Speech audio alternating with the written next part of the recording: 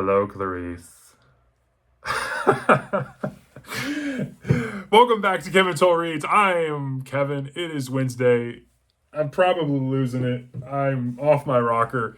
Let's talk tags. I was tagged by Pat at Book Chat with Pat. She is one of my BookTube friends. If you have not checked out Pat's channel, you should. She is phenomenal, kind lady, very insightful. Check her out. She's great. Pat was tagged in this video by Noah at Bookworm 1060. Noah kind of created this event, apparently, according to Pat, and he did so after he had a live stream with Elaine at Cobalt Dragon and Ven at Ven's Corner. And I know nothing about their channels, but I'm going to check them out because I'm intrigued now. But there is 5 prompts or questions in this tag, the 6th one being tagging other people, which I will do at the end of this. But this is the Book Murderer tag, hence the kind of corny Hannibal Lecter at the beginning. Yeah, I'm not very creative. But anyways, we're going to jump right into this. At first, when Pat was describing this and setting this up before she kind of got into it, I was like, well, this is interesting. And then I kind of like, oh, okay, now I understand the premise of this. So let's jump right in. Question number 1, what are your thoughts on spine breaking? So I have some different thoughts here. I do not care about spine breaking. And let me preface this by and why. I buy and typically prefer mass market paperbacks. The small ones, the old school ones, and the taller mass market paperbacks, I think they're great. I love how they read in my hand. I love how I can get more of them on the shelf.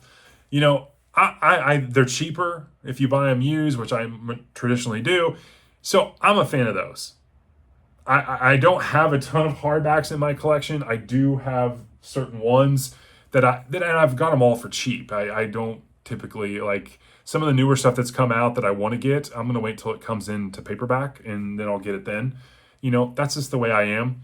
When it comes to spine breaking, you know, I'm an old maxim, especially if I've got a newer paperback, I will try to, you know, work both ends, you know, slowly work your way and kind of try to evenly break open the spines. It's supposed to make it, you know, where it doesn't crack and kind of the ribbon type thing.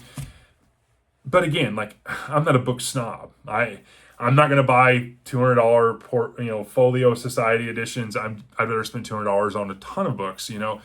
And so that's me. But so spine breaking, doesn't bother me one bit. I'd rather have the book than, you know, whether it's in great condition or whether it's in pristine condition, you know, I'd just rather have the book. So that's me.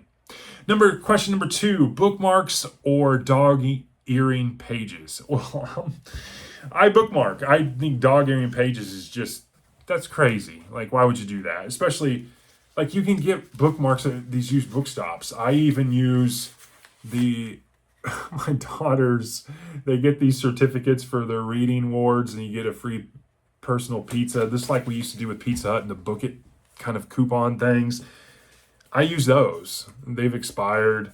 I use index cards. I use receipts when I get a book at Barnes & Noble, or I will even use like playing cards. Anything that's thin. I do not like bookmarks that are super thick or the ones that clip or all that fancy stuff. Or do I prefer the ones with the traditional ones with the tassels? I think that's just kind of annoying. I just want something simple, a Post-it note, a playing card, an index card, anything that's thin. So, question number 3, page tearing or ripping? No. Why? Page tearing or I don't tear pages. I don't rip pages. I don't know if this is related to maybe selling, but that's not for me. I don't do that. I don't have any need to do that. I mean, I'm, again, happy with the $2 mass market paperback, and I've got it. I read it.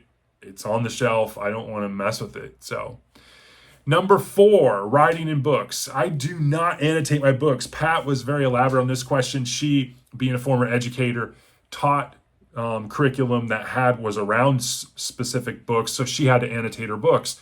I completely understand that. I've come across some interesting ones when I usually am at a used bookstore and I'm flipping or I find something I want. I don't really do my due diligence, making sure nothing's, written in it or anything like that. I don't really do that. So I've come across some that I'll be reading and like, oh, highlights, or, oh, there's a comment. And it doesn't bother me. I don't feel like, oh, now I got to go buy a different copy that doesn't have writing in it or anything like that. But I do not write in my books. I don't. When it comes to making my own notes for my reviews, I'll do it on the computer.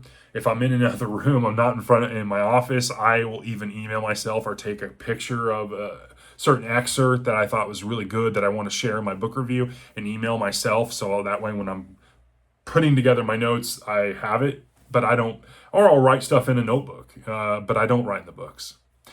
Number 5, ripping covers or book bindings.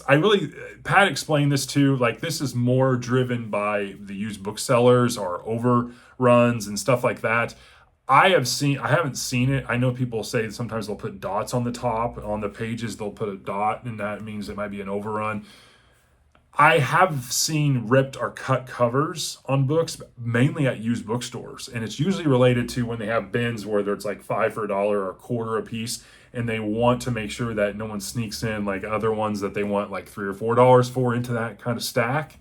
And so I've seen that. And so I will buy those type of books that the covers have been like cut diagonally across if I need the book and it's cheap. But traditionally I can usually find, just a beat up mass market paperback for a couple bucks somewhere. So, and that's the questions. Book murder tag. So I have some other people I want to tag in this video.